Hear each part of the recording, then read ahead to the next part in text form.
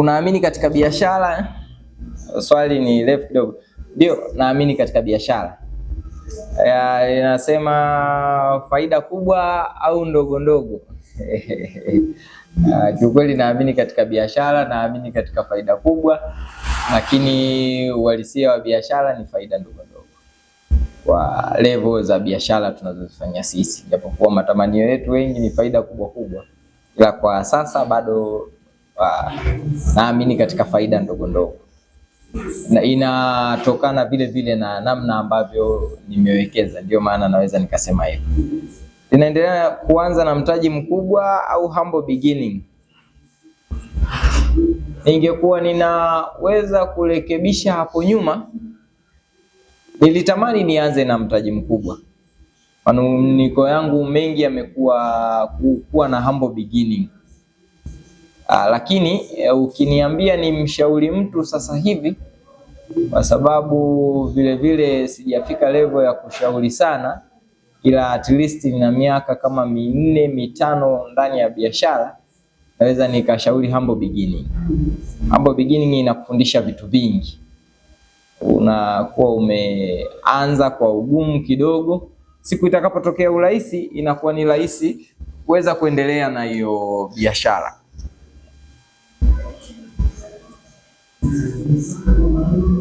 Unaamini katika mahusiano? Ndio.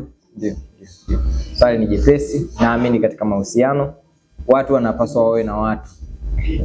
Tunapitia mengi kama vijana, tunapitia mengi kama wanadamu. Kwa hiyo kwa umri sahihi watu wanapaswa wawe na mahusiano. Ni muhimu. Psychological healing vile vile yanasaidia hata katika kuwa na afya ya akili iliyotimamu. Kwa hiyo ninaamini katika mahusiano. Ni muhimu kuwa na rafiki wa karibu.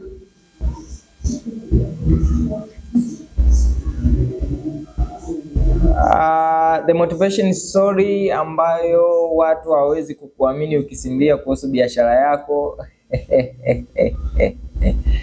Motivation story ambayo watu hawataamini nikisimulia kuhusu biashara yangu ni mambo mengi. Unajua motivation stories mara nyingi wa Afrika tunaamini katika, naweza nikasema wa Afrika kama sio wa Tanzania, tunaamini katika story mbaya.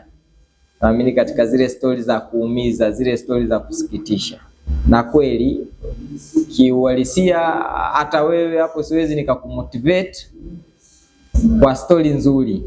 Lazima nikumotivate kwa namna yale magumu ambayo nimeyavuka. Kwa hiyo story ambayo naweza nikasimulia mtu ambaye hakuniona miaka 6 nyuma asiniamini.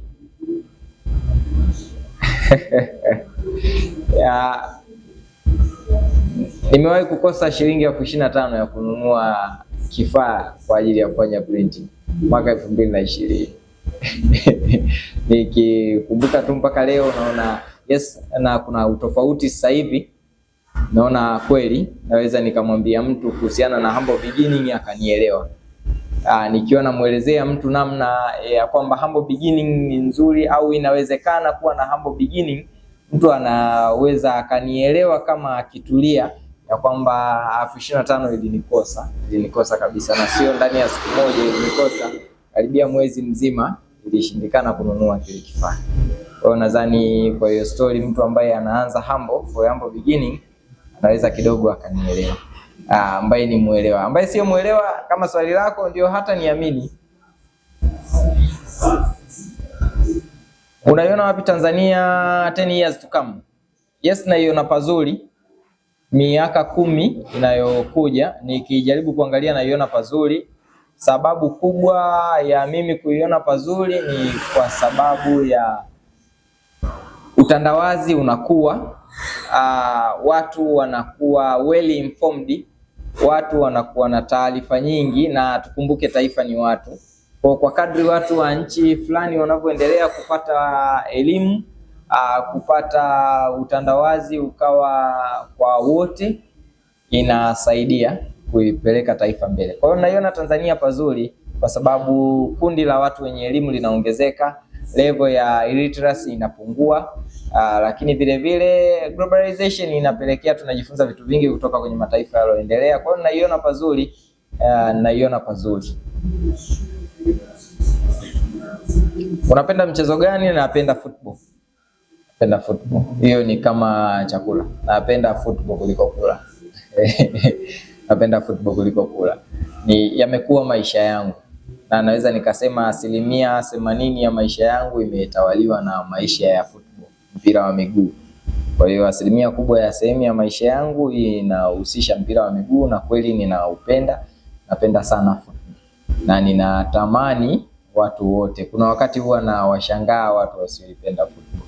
Ninatamani watu wote tungeipenda football. Lakini ukiachana na kutamani, vile vile napenda kucheza football. Napenda kucheza football. Japokuwa kiuhalisia ni kwamba umri tayari unatutupa mkono. Ila ningeweza kurudi nyuma ningecheza sana.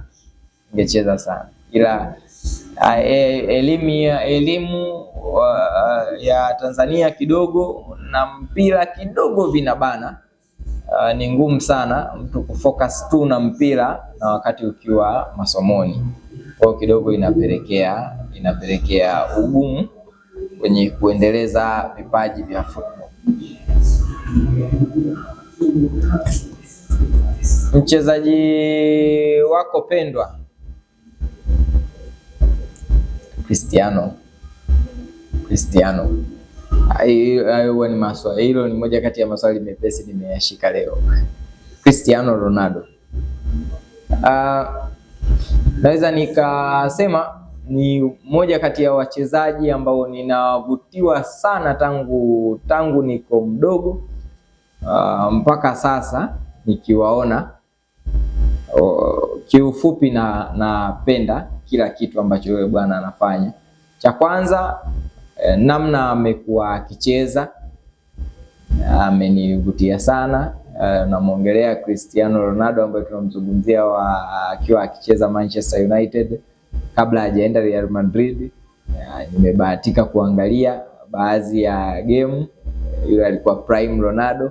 Nimebahatika kumwangalia prime Ronaldo akiwa Real Madrid. Kwa hiyo kiufupi huwa siambiwi kitu kuhusiana na swala la Cristiano Ronaldo. Lakini ukiachana na maisha ya mpira, napenda lifestyle anayoishi yeye Cristiano Ronaldo. Napenda the way amehakikisha amekuwa bland. Napenda namna ana control maisha yake. Napenda namna anaruhusu watu wayafikie maisha yake, kwa maana ya kuyafahamu vizuri maisha yake. Japo anaweza siyafahamu kwa undani, ila napenda namna ambavyo anaenda. Lakini kingine napenda spirit yake. Ukifuatilia documentary anazozifanya, kuna documentary moja yake ameifanya, I love the spirit. Naendelea kunifanya nione kwamba sikukosea kwa shabiki wa Cristiano Ronaldo. Swali linasema kozi unayosoma ulichagua wewe. Tukikupa nafasi ya kurudia maamuzi utairudia?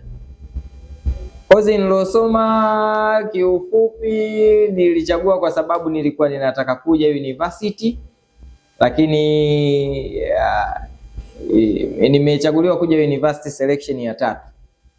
Sio selection ya kwanza. Kuna ile unasikia majina mmemaliza form 6 wezio anakuambia mimi nimeshapangiwa chuo. Bwana wewe wapi? Mimi selection ya kwanza jina halimo. Unakuwa mnyonge, stories zinakuwa chache sana na wenzako. Watu wanaanza kujiandaa, wanaondoka au majina ya mkopo yanatoka wale walioshapata vyuo. Ikaja selection ya pili, sipo tena. Tafuta sana jina langu lakini halijakuwepo jina langu. Selection za kwanza na za pili nilikuwa ninajaza yale mambo ya ndoto zetu sisi na ndoto za wazazi. Advance nimesoma CBG. Lakini kwenye kujaza kozi unajaza udaktari nini. Kwa hivyo vikawa vinaniacha. Kwa awamu ya 3 ilibidi tujaze kwa ajili ya kupata chuo. Kwa hiyo uhalisia ni kwamba kozi ninayosoma nilichagua ili niweze kuja university. Na namshukuru Mungu nilipata awamu ya 3 na nikaja university. Tukikupa nafasi ya kurudia maamuzi utairudia? Ndio, nitairudia. Ndio. Hata hadi kesho nimesoma ualimu kwenye masomo ya science, japokuwa mpaka sasa sifanyi, sipo kwenye kile nilichosomea, lakini hadi kesho ukiniambia tena nichague kozi, nitachagua tena ualimu. Miaka 3 ya kusoma bachelor degree ya education imenitosha kuona nina sababu ya kuwa mwalimu. Lakini ukiachana hiyo miaka 3, nimekuwa nikijitolea, nimefanya masuala ya kujitolea. Unajua tunahamasishwa jitolee utapata ajira, wakati huo bado tunaogopa sana. Nimefundisha mpaka tunavyoongea hivi, bado nikipata nafasi napenda kukutana na wanafunzi, napenda kuwasaidia, napenda kuona pia wakifanya vizuri, na namshukuru Mungu, nina imani wanafunzi wangu wao wananielewa, japo sina hakika kwa sababu sio ajira rasmi. Ukute the way na evaluate ninachokifanya ni tofauti na nikiajiriwa, watakavyo evaluate watakaokuwa wameniajiri. Kwa hiyo hadi kesho bado ukiniambia, nitarudia maamuzi yale yale ya kuchagua kozi niloisoma.